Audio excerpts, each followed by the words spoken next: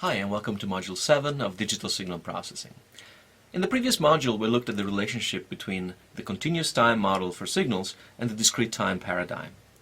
And now we need to look at the last ingredient to complete the journey from the analog world to the digital world.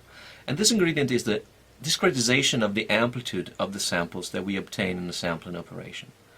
We need the discretization because the computing paradigm that we use in digital signal processing is that of a digital computer. And the way a digital computer stores values is by using a finite number of bits per value. So you probably migrated recently your operating system from a 32-bit architecture to a 64-bit architecture. And this implies that your computer now will store input values with 64 bits rather than 32. So when we first sample a signal, we're left with a hybrid sequence where time is discrete, but amplitude is continuous. And so the next step is to map these continuous values onto a set of integers. The way this works is by dividing the range of possible values for the input into a set of intervals, and by encoding the actual index of the interval rather than the actual value. This process is called quantization. So quantization is a rather simple operation, it's just a mapping. But it entails an irreversible loss of information. You can think of that as a rounding operation where you discard some digits from a real number by a rounding operation. And so the question is to quantify the error introduced by quantization and to see how it depends on the number of bits that we allocate to each input sample. We will see that under broad assumption the result is actually quite easy. The signal-to-noise ratio at the output of a quantizer is actually a linear function of the number of bits that we use. And that's why, for instance, DVD audio that uses 24 bits per sample is of a better quality than CD audio that only uses 16. But before we can arrive at this result, we have to take a little detour into a branch of signal processing called stochastic signal processing. Now, what is that? Well, if you think of all the derivations we carried out so far, we always assumed that we knew the signals that we were dealing with, either in closed form as a function of a time index or as a finite and known set of samples. But the truth is that in reality we don't know exactly the signals that our processing system will be dealing with. The best we can say is that a signal belongs to a certain category. So for instance, if I design a communication system, I can assume that it will be used for voice or for music or for data. But I will not know the exact signal that will transit through my system. A way out of this problem is to consider the statistical properties of the class of inputs that we expect.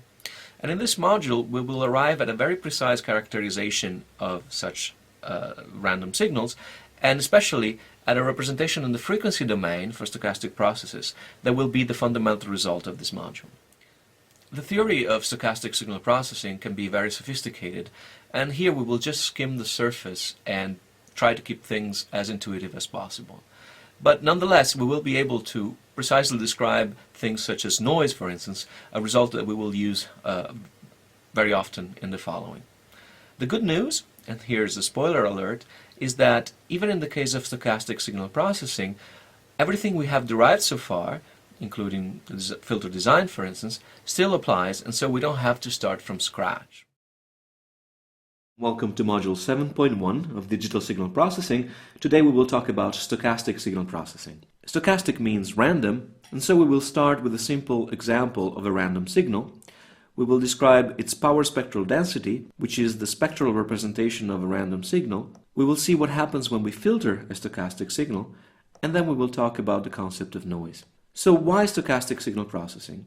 So far in the class we have assumed that every discrete time signal we used could be described exhaustively, either via a closed form representation like so, or, and this is really the advantage of discrete time signals, simply by enumerating its non-zero values.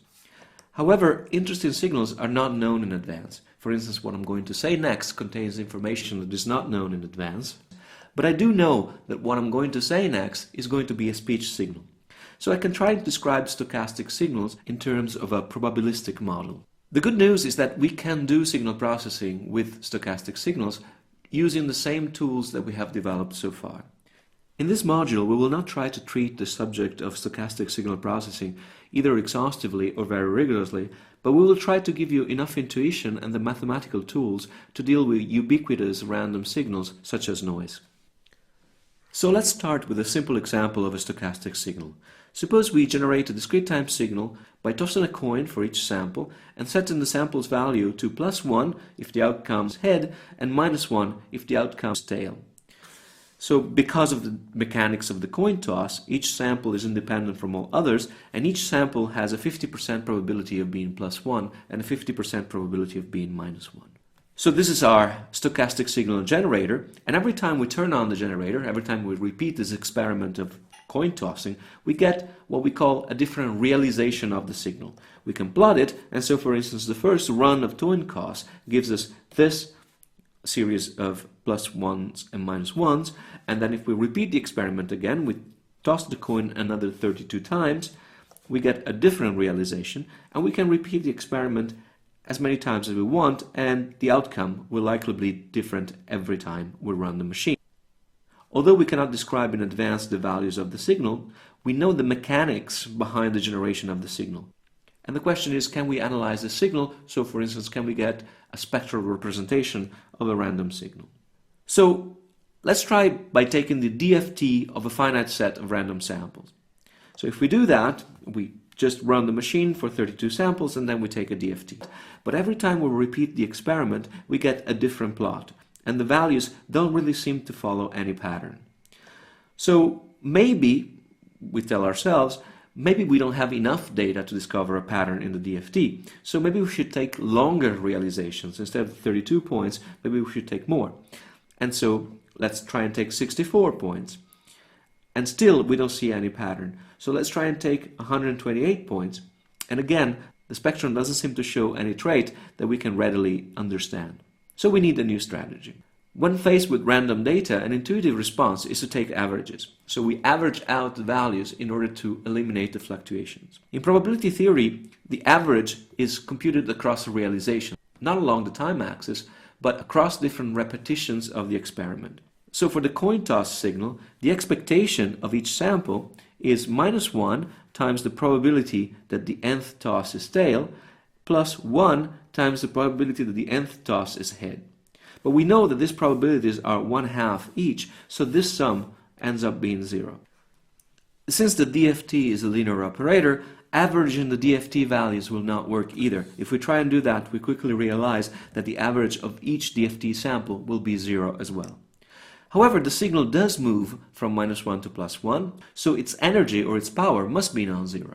If you remember the definition of energy and power of a signal from module 2.1, we can readily see that the energy is infinite, because the limit for n that goes to infinity of the sum from -n to n of the values of the sequence squared is simply 2n plus 1, because each value squared will be equal to 1. And so as n goes to infinity, this will diverge. However, the signal does have finite power over any interval. We take the energy over a -n to n interval and we normalize that by the length of the interval, and we find out that the power is actually 1, regardless of the interval's length. Let's try the following strategy. Let's try to average the DFT's square magnitude normalized. So we pick an interval n, we pick a number of iterations, so a number of times that we will repeat the experiment, we run the signal generator m times, and we obtain m n points realizations. We compute the DFT of each realization, and we average their square magnitude divided by the length of the interval.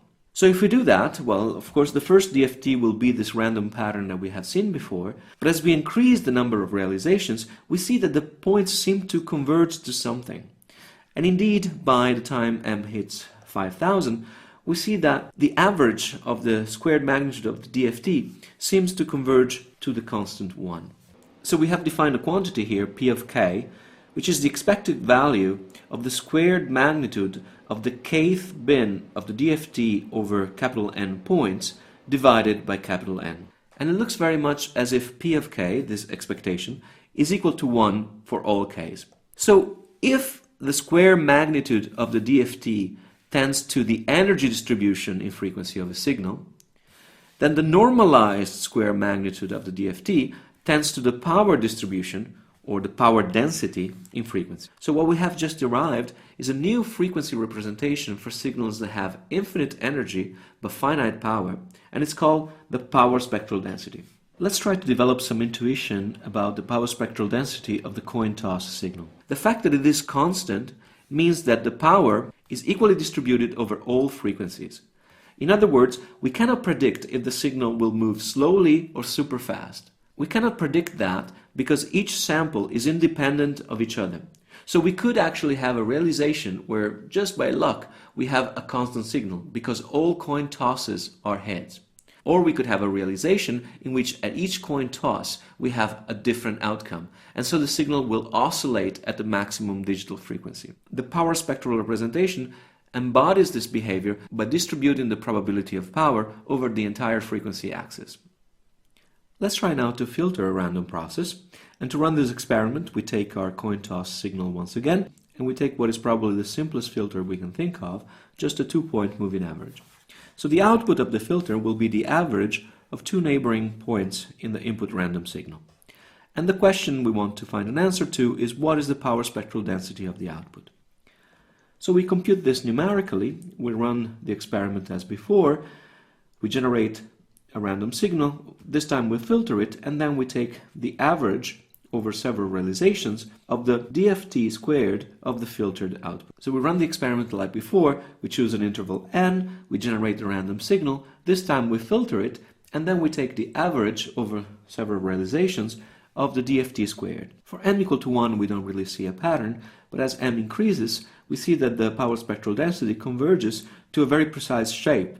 Now if you remember the frequency response of the 2-point moving average, that is just h of e to the j omega equal to 1 plus e to the j omega divided by 2. And this shape here is nothing but the square magnitude of this frequency response evaluated at the DFT points, i.e. at 2 pi over nk.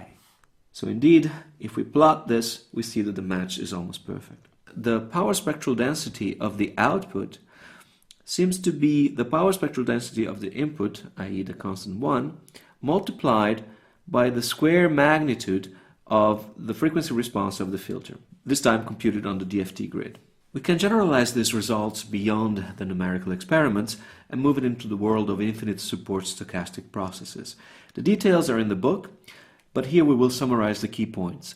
So a stochastic process is characterized in frequency by its power spectral density, and it can be shown that the power spectral density is the DTFT of the autocorrelation of the process, where each sample of the autocorrelation is obtained by taking the expectation of the product of the stochastic signal times a delayed copy of itself.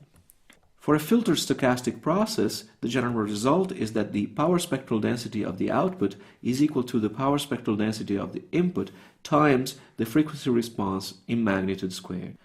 The good news is that this result guarantees that the filters that we designed in the deterministic case can still be used with stochastic signals. A low pass will remain a low pass, and a high pass will remain a high pass. We do, however, lose the concept of phase, and this is understandable since we don't really have any advanced information on the shape of a stochastic signal. That will depend on the particular realization. All we know is where the power is distributed in frequency. Now that we have some stochastic tools in place, let's attack the concept of noise. So noise is everywhere. It appears in the form of thermal noise in circuits. It could be the sum of various extraneous interferences in communication systems, or the quantization and numerical errors that complex digital systems produce and that we cannot predict in advance. Because of our lack of knowledge about the sources of the noise, we will model the noise as a stochastic signal. And the most important type of noise is white noise. With the term white, we indicate a stochastic process where all the samples are uncorrelated. If the samples are uncorrelated, the autocorrelation of the process will be 0 everywhere except in 0, where it will take the value of the variance. As a consequence, the power spectral density is the constant sigma square, where sigma is the variance of the stochastic signal. Graphically, the power spectral density of a white signal couldn't be any simpler. We have seen an example of this in the coin toss experiment. The power spectral density of white noise is independent of the probability distribution function for the single sample. Distribution, however, will be important to estimate the bounds of the noise signal in the time domain. Very often we use a Gaussian distribution to model the underlying probability distribution function for the samples. The reason for that is that the Gaussian distribution is the model of choice when we want to represent the effect of many unknown superimposed sources, as is the case for noise. In this case, the noise will be called additive white Gaussian noise, or AWGN for short.